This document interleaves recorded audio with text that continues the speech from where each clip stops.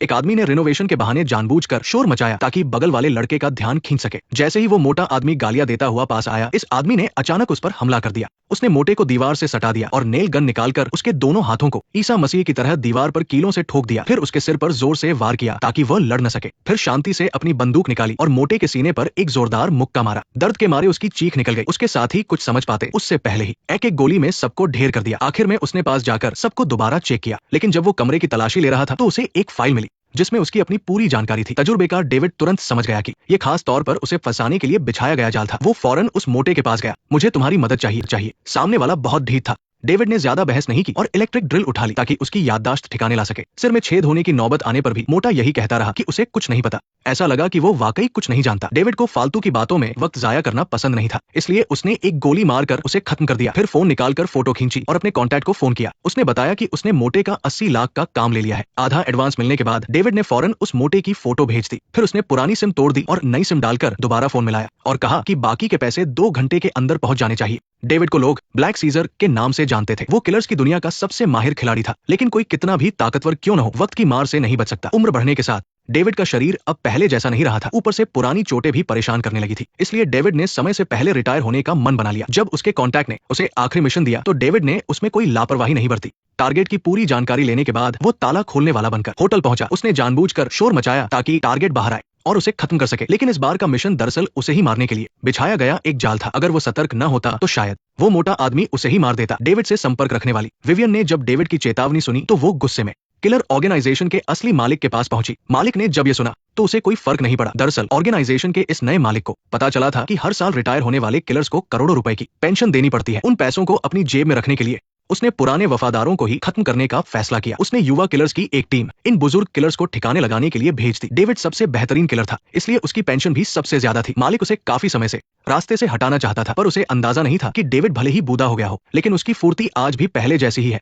ये मालिक की सिर्फ एक चाल थी। ऊपर से तो उसने पैसे दे दिए, लेकिन पीछे से उसने अपनी खास सुसाइड स्क्वाड को डेविड के पर्सनल फाइनेंस मैनेजर के पास भेजा। टॉर्चर सहने के बाद मैनेजर ने मजबूरी में डेविड के उन ठिकानों का पता बता दिया जहां वो अक्सर रुकता था। छानबीन के बाद टीम ने बर्फीले पहाड़ों के एक दूर दराज इलाके में डेविड का ठिकाना ढूंढ निकाला। डेविड को इन सब बातों की खबर नहीं थी और वो रिटायरमेंट की तैयारी कर रहा था। उसने अपने अकेलेपन के लिए एक कुत्ता खरीदा, लेकिन सालों से खून खराबा देखने की वजह से उसे बिना शराब पिए नींद नहीं आती थी। कुत्ता प्यार से उसके पैरों के पास सोया था। तभी पुराने मिशनों की डरावनी यादों ने उसकी नींद उड़ा दी। डेविड ने उदास मन से अपने कुत्ते को दफनाया। तभी उसने बगल में रहने वाली एक लड़की को देखा, पर वो बहुत सावधान रहने वाला इंसान था, इसलिए उसने बात नहीं की। बाद में जब वो शहर में सामान लेने गया तो वो लड़की उसे दोबारा मिली। दुकानदार की मदद से दोनों का परिचय हुआ। बातों बातों में पता चला कि सारा के माता पिता बचपन में ही गुजर गए थे। धीरे धीरे वे दोनों अकेले लोग एक दूसरे का सहारा बन गए। वे अक्सर साथ खाना खाते और बातें करते थे। सारा उसे अपनी खींची हुई फोटो दिखाती थी। जब सारा ने डेविड के काम के बारे में पूछा तो उसने कहा कि वह एक खाने का शौकीन है और दुनिया भर के ग्राहकों को सर्विस देता है। सारा कभी इस छोटे से शहर से बाहर नहीं गई थी, इसलिए वो डेविड से बहुत प्रभावित थी। उसने डेविड को अपने स्कूल में बच्चों को कुछ सिखाने के लिए बुलाया। पहले तो उसने मना किया क्योंकि उसे नहीं पता था कि क्या सिखाए, लेकिन सारा ने कहा कि वह अपने बाहर की दुनिया के किस्से सुना सकता है। स्कूल पहुंचकर डेविड ने बच्चों को सबसे पहले किचन के औजार इस्तेमाल करना सिखाया। बच्चे चुपचाप लाइन में खड़े हो गए और डेविड ने तेजी से चाकू चलाकर दिखाया कि मांस काटने का सही तरीका क्या है। बच्चों ने खुश होकर जोरदार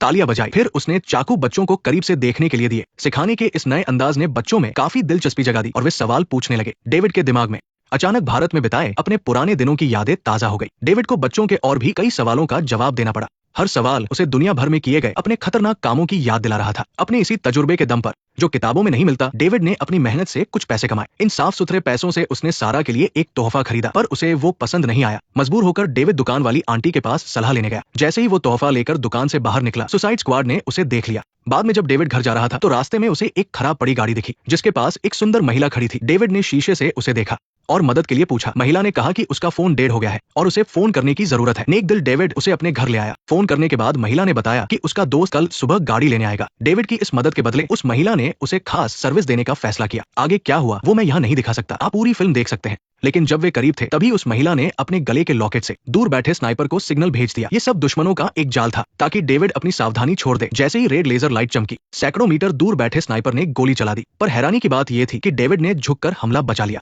उसने तुरंत तकिए के नीचे से बंदूक निकाली और हमलावरों को पीछे धकेल दिया। तजुर्बेकार डेविड को शुरू से ही उनकी योजना का अंदाजा हो गया था। अब वो महिला लॉकेट के जरिए स्नाइपर को डेविड की लोकेशन बता रही थी, जिसकी वजह से उसे छिपना पड़ रहा था। डेविड ने तुरंत उस महिला के पैर में गोली मारी और फिर उसे जोर से धक्का देकर बाहर फेंक दिया। वो महिला वही ढेर हो गई उसी वक्त बाहर घात लगाए बैठे 2 और लोग घर में घुस आए, पर अंदर सिर्फ लाश थी। डेविड किसी साए की तरह गायब हो चुका था। स्नाइपर अभी भी डेविड को ढूंढ ही रहा था कि अचानक उसके पीछे बंदूक लोड होने की आवाज आई। अब खेल पलट चुका था। जो शिकार समझ रहे थे, अब वे खुद एक खूंखार शिकारी के चंगुल में थे। घर के अंदर वाले लड़के डर गए। डेविड ने आराम से लाश हटाई और बर्फ में छिपने वाला सूट पहनकर लाइटें बुझा दी। फिर उसने अपना थर्मल विजन कैमरा ऑन किया। कैप्टन ने यह देखकर फौरन एक आग वाला बम फेंका ताकि डेविड को कुछ न दिखे और उसे बातों में फंसाया। दरअसल उसने एक और साथी को चुपके से डेविड के पीछे भेज दिया था, पर जैसे ही उस कातिल ने हमला करना चाहा, 2 गोलियां सीधा उसके पैर में लगी। डेविड उनकी इस छोटी सी चाल को पहले ही समझ। कमरे के अंदर मौजूद लीडर को अब जाकर एहसास हुआ कि डेविड कितना खतरनाक है, लेकिन अब बहुत देर हो चुकी थी। वो डर के मारे आखिर में रखे फ्रिज के पीछे छिप गया। जैसे ही आग के गोले ठंडे हुए, उसकी मौत की उल्टी गिनती शुरू हो गई। जैसे ही उसने डर के मारे लंबी सांस ली, डेविड ने फौरन उसकी लोकेशन का पता लगा लिया और फिर इस तरह डेविड ने अकेले ही सारे दुश्मनों को ढेर कर दिया। इसके बाद उसे दुश्मन की जेब से एक मोटल की चाबियां मिली। दुश्मन के बाकी साथी दोबारा हमला न कर दे, इसलिए वो तुरंत अपनी कार लेकर वहां से निकल गया ताकि सबका सफाया कर सके। लेकिन वहां पहुंचकर उसे पता चला कि वहां सिर्फ एक बेसुध औरत बची थी। जैसे ही डेविड वहां से जाने लगा, उसने उस औरत के मुंह से सुना कि एक दूसरा कातिल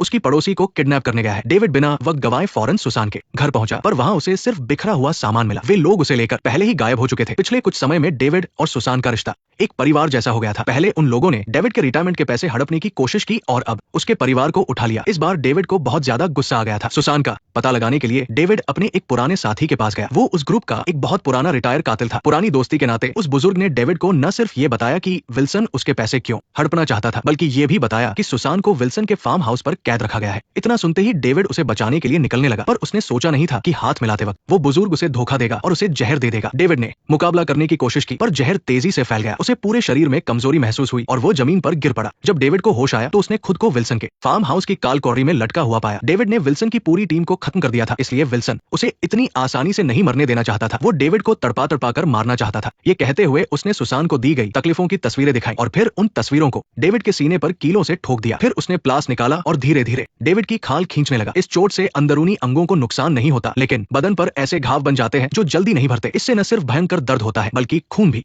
लगातार बहता रहता है। इस घटिया टॉर्चर की वजह से डेविड जैसा मजबूत इंसान भी दर्द से करा उठा। उसे और ज्यादा तड़पाने के लिए विल्सन ने एक छोटा चाकू निकाला और डेविड के शरीर पर तब तक वार किए जब तक चाकू की नोक टूटकर उसके शरीर के अंदर नहीं फंस गई। गुस्से में विल्सन ने उसी टूटे चाकू से डेविड की आंख पर वार किया। डेविड की हालत अधमरी देखकर विल्सन बड़ी तसल्ली के साथ वहां से चला गया, पर उसने सपने में भी नहीं सोचा था कि वही टूटा हुआ चाकू डेविड की जान बचाएगा। उसने दर्द सहते हुए अपनी खाल से उस चाकू की नोक निकाली और उसकी मदद से अपनी जंजीरें खोल ली। चौथे दिन जब विल्सन दोबारा उसे टॉर्चर करने आया तो डेविड एक शिकारी जानवर की तरह अपनी आंखें खोलकर तैयार बैठा था। जैसे ही दुश्मन पास आया, उसने फुर्ती से हमला करके उसके दोनों हाथ तोड़ दिए। इसके बाद तो वहां कत्लेआम शुरू हो गया। बाहर खड़े विल्सन ने जब चीखें सुनी तो उसे अनहोनी का एहसास हुआ। डेविड ने एक गोली मारकर बिजली का बोर्ड उड़ा दिया और पूरा कमरा अंधेरे में डूब गया। बाकी गार्ड घबराते हुए कमरे के अंदर घुसे, पर इससे पहले कि वे कुछ समझ पाते, अंधेरे में छिपे डेविड ने सबको मौत के घाट उतार दिया। साइलेंस।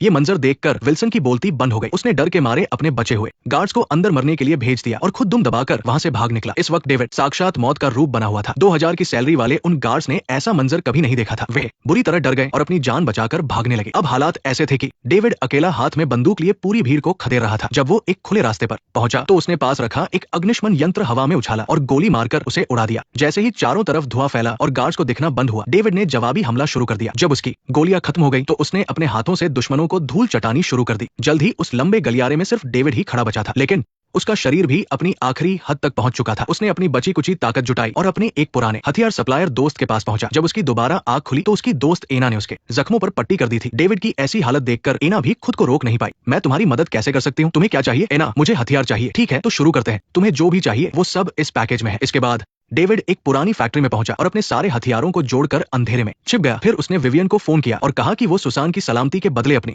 जान देने को तैयार है। लेकिन जब विवियन वहां पहुंचा तो उसके साथ सुसान नहीं थी, बल्कि वो अपने साथ कई कातिलों को लेकर आया था। साफ था कि वो डेविड को वही खत्म करना चाहता था। डेविड पुरानी दोस्ती की वजह से उसे छोड़ना चाहता था, पर विवियन ने डेविड का मजाक उड़ाया कि अब उसका खेल खत्म हो चुका है। फिर वो स्टाइल से मुड़कर जाने लगा। फार्म हाउस में बैठा विल्सन लाइव वीडियो देख रहा था और ये सोचकर कि डेविड अब मारा जाएगा वो बहुत खुश हो रहा था। लेकिन डेविड इस वक्त बिल्कुल शांत था। उसने अपनी आधी पी हुई सिगरेट को आराम से नीचे रखा और अपने दस्ताने पहन लिए। तभी विल्सन के तो होश ही उड़ गए। डेविड ने पहले से ही वहां भारी हथियार सेट कर रखे थे। सिर्फ 2.5 सेकंड के अंदर वहां मौजूद सारे कातिलों को गोलियों से छलनी कर दिया गया। डेविड ने शांति से अपनी सिगरेट उठाई और दोबारा पीने लगा। डेविड ने अपनी पिस्तौल निकाली और बचे हुए लोगों को खत्म करने लगा। इधर विल्सन की हालत ऐसी थी जैसे वो जलते तवे पर बैठा हो। उसकी आखिरी खास टीम भी पूरी तरह खत्म हो गई थी। जब तक वो बचने का कोई रास्ता सोचता, तब तक डेविड बेखौफ होकर फार्म हाउस के अंदर पहुंच चुका था। ये देखकर बाकी गार्ड्स की डेविड का सामना करने की हिम्मत जवाब दे गई। वे विल्सन को अकेला छोड़कर फार्म हाउस से भागने लगे। डेविड चेहरे पर बेरुखी लिए धीरे धीरे विल्सन के ऑफिस की तरफ बढ़ने लगा। रास्ते में जो भी गार्ड्स बचे थे उन्होंने खुद ही उसके लिए रास्ता छोड़ दिया। उधर विल्सन अभी भी फोन पर मदद की भीख मांग रहा था, पर कोई भी इस मौत के सौदागर से पंगा लेने को तैयार नहीं था। जब तक उसने पीछे मुड़कर देखा, डेविड खामोशी से उसके पीछे आकर खड़ा हो चुका था। विल्सन ने आखिरी बार मुकाबला करने की कोशिश की, पर सब बेकार था। फिल्म के आखिर में डेविड बेहोश सुसान को अपनी गोद में उठाकर वहां से निकल गया। कुछ दिनों के आराम के बाद जब उसे आखिरकार होश आया तो डेविड को एक चौंकाने वाली बात पता चली। सुसान दरअसल उसकी पुरानी दुश्मन की बेटी थी। सालों पहले एक मिशन के दौरान डेविड ने गलती से उसके पूरे परिवार को मार दिया था। सुसान इसी नफरत को दिल में लिए बड़ी हुई थी और आखिरकार उसे बदला लेने का मौका मिल गया था। पछतावे में डूबा डेविड जानता था कि उसकी मौत तय है, इसलिए उसने लड़की से कहा कि वो अपने परिवार का बदला लेने के लिए तुरंत उसे मार दे। कुछ मत कहो, कुछ मत कहो, मैं तुम्हें अब और नहीं देखना चाहती। अपनी आंखें बंद करो, मैं इसे खत्म कर दूंगी, सब ठीक हो जाएगा। तभी एक गोली चलने की आवाज आई और सब सन्नाटे में डूब गया। लेकिन सुसान ने डेविड को नहीं मारा। परिवार को खोने का दुख बहुत बड़ा था, फिर भी उसने बीती बातों को भुलाने का फैसला किया। वो डेविड के साथ मिलकर उस असली गुनहगार को ढूंढना चाहती थी, जिसने डेविड को उसके परिवार को मारने का काम दिया था। उसे मारकर ही उसे सच्चा सुकून मिल सकता था। ये फिल्म के दूसरे भाग के लिए एक बड़ा इशारा है। लकड़ी के मकान का योद्धा फिर से पर्दे पर लौटेगा। फिल्म में मैड्स मिकेल्सन ने ब्लैक सीजर के किरदार में एक साधारण कातिल की छवि को पूरी तरह बदल दिया है। वो अपनी संस्था का सबसे ताकतवर कातिल था, लेकिन एक पुरानी गलती की वजह से उसने अपनी आधी जिंदगी पछतावे और प्रायश्चित में बिता दी। उसने एक थके हुए मगर फौलादी इरादों वाले कातिल की दर्द भरी कहानी को बड़ी खूबसूरती से निभाया है। ये कहानी हमें एक ऐसी तन्हा रूह से मिलाती है जो अंधेरे में भी रोशनी की तलाश में है। मैं हूँ 6 बजे की फिल्म में। फिर मिलेंगे अगली कहानी के साथ। नेक्स्ट पार्ट देखने के लिए वीडियो को लाइक करो।